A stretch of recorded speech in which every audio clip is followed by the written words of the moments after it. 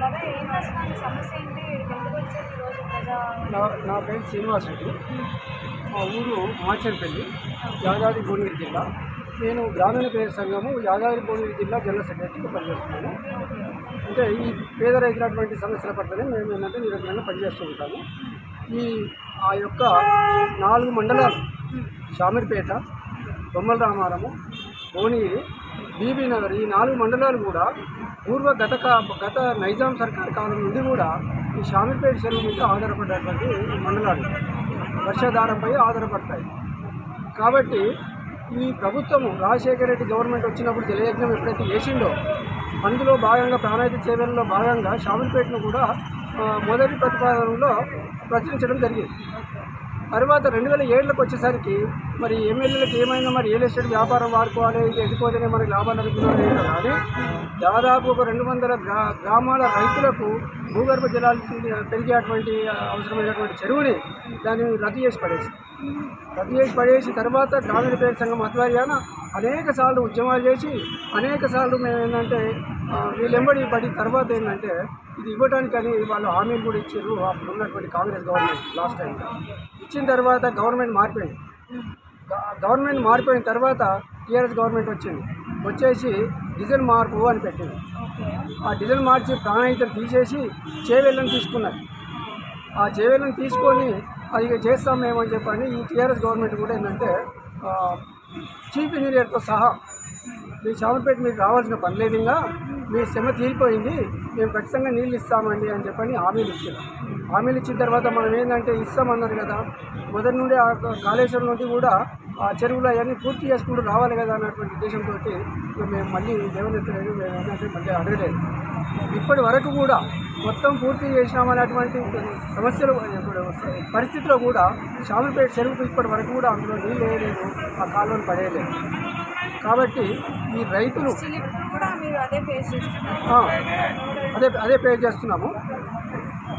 అయితే ఈ రేవంత్ రెడ్డి ప్రభుత్వం వచ్చే ముందు నేనేంటంటే ప్రజా సమస్యలు కూడా అన్ని విధాలుగా పరిష్కరిస్తాను, అందరికీ నీళ్ళు అందిస్తాను, నేనేంటంటే వీళ్ళకి అందరికీ ఏదో ఒరిగి పెడతానని చెప్పినటువంటి రేవంత్ రెడ్డికి కానీ ఆ యొక్క ప్రభుత్వానికి కానీ షామీర్పేట చెరువు అనేది మాత్రం గుర్తుకు రావట్లేదు.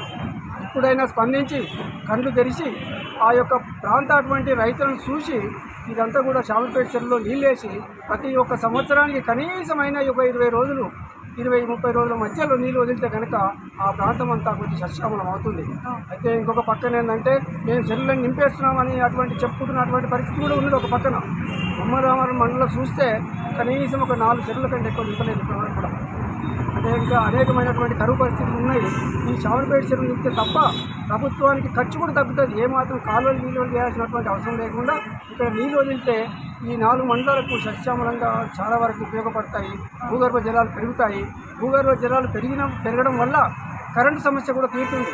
ఎందుకంటే కరెంటు కూడా కాంగ్రెస్ గవర్నమెంట్ వచ్చినప్పటి నుంచి రేవంత్ రెడ్డి హయాంలో నాణ్యతమైనటువంటి కరెంటు ఇవ్వకపోవడం వల్ల అనేక మంది రైతులు ఈ కరెంటు మోటార్లు కాలిపోయి అసలు సరిగ్గా నడవక పొలాలు ఎండిపోయి ఇప్పుడు అనేక మంది అసలు రోడ్డున పడి బోర్మని ఏడుస్తున్నటువంటి పరిస్థితి ఇప్పుడు వచ్చింది.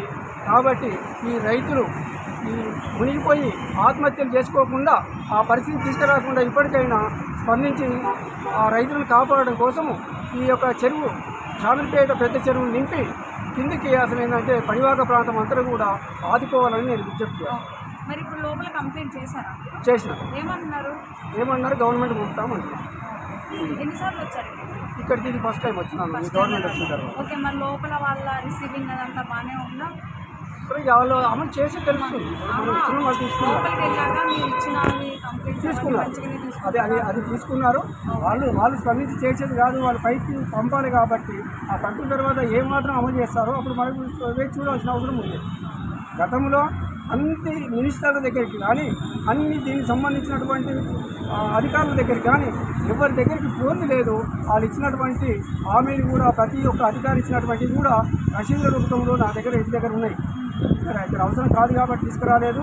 ప్రతిది కూడా ఆధారంతో ఉన్నది.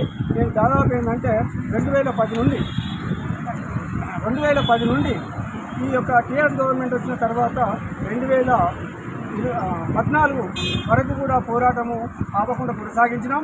ఇప్పుడు కూడా కనుక ఆ చెరువుకు నీళ్ళు ఇవ్వకున్నట్టయితే మేమేంటంటే అనేక ఆందోళన కార్యక్రమాలు చేపట్టాల్సినటువంటి అవసరం ఉంటుంది. ఆ అవసరం రాకముందే స్పందించి ఈ రైతుల మీద జాలి ఉంచి ఆ చెరువుకు నీళ్ళు ఇస్తే మంచిదని నేను కోరుతున్నాను. మంచిగా